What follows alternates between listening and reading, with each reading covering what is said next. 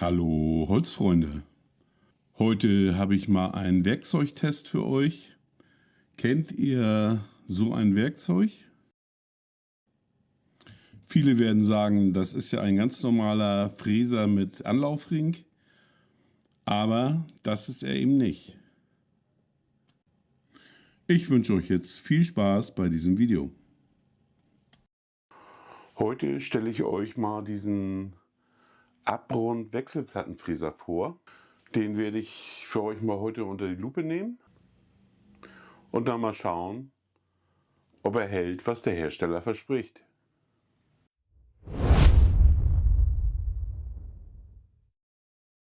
Das ist dieser Radius Wechselplattenfräser.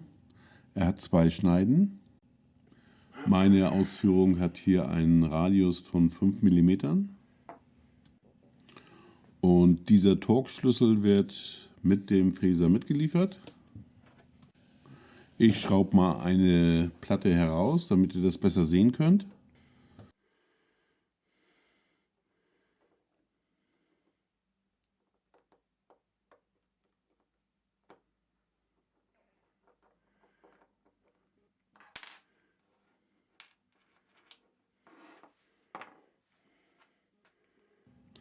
So sieht diese Platte aus.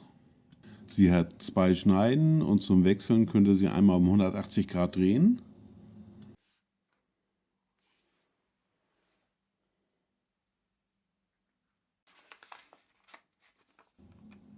Papier kann man damit zwar nicht zerschneiden, aber sie wirkt doch sehr, sehr scharf. Das Einschrauben der Platte in den Fräser ist ein wenig Fummelkram.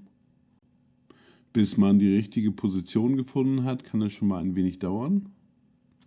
Aber der Schneidenwechsel sollte natürlich nicht allzu oft passieren, sondern die Schneiden sollten auch eine gewisse Haltbarkeit haben. Das testen wir dann später. Der Fräser selber hat einen Schaftdurchmesser von 8 mm, also Standard. Und das Kugellager hat einen Durchmesser von 15,8. Damit muss ein Innenradius, den ihr fahren wollt, mindestens 8 mm betragen. Und der ganze Fräskopf hat einen Durchmesser von 25,4 mm. Laut Hersteller ist dieser Fräser für Handoberfräsen, aber auch für Tischfräsen geeignet. Ich setze ihn jetzt erstmal hier in meine Akku-Handoberfräse ein.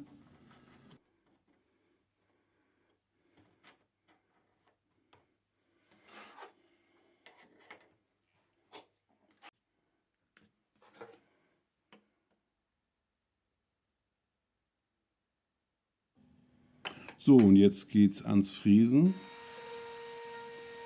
Natürlich habe ich den Fräser zu tief eingestellt, so dass oben eine Kante zu sehen ist. Trotzdem fühlt sich das Fräsen sehr gut an. Auf jeden Fall hier in Weichholz. Die Fräsung sieht auch sehr gut aus, ohne Ausrisse oder andere Beschädigungen.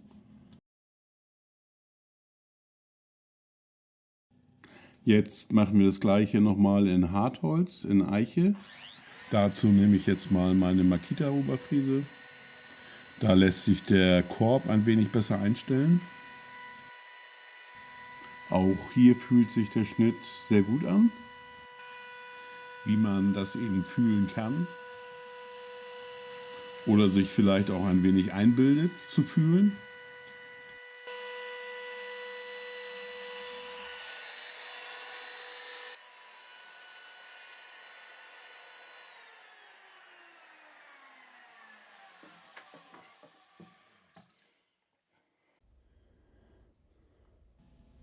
Und auch hier ein tadelloses Schnittbild. Eiche ist ja dafür bekannt, dass es sehr schnell ausreißt, besonders an den Enden. Das scheint hier aber überhaupt nicht der Fall zu sein. Wir haben hier einen ganz sauberen Schnitt. Das deutet wohl darauf hin, dass die Schneiden sehr, sehr scharf sind. Und bestätigt auch den Eindruck, den ich von den Schneiden habe. So, mein Endfazit zu diesem Fräser ist absolut empfehlenswert. Der Fräser selber ist verhältnismäßig günstig, wie ich finde. Die Schneiden, die man nachkaufen kann, auch. Das Kugellager kann man auch nachbestellen. Somit ist der Fräser aus seiner Sicht eigentlich sehr nachhaltig und verspricht eine lange Lebensdauer. Ich verlinke euch den Fräser einmal unten in der Videobeschreibung. Ich hoffe, das Video war ein wenig interessant für euch.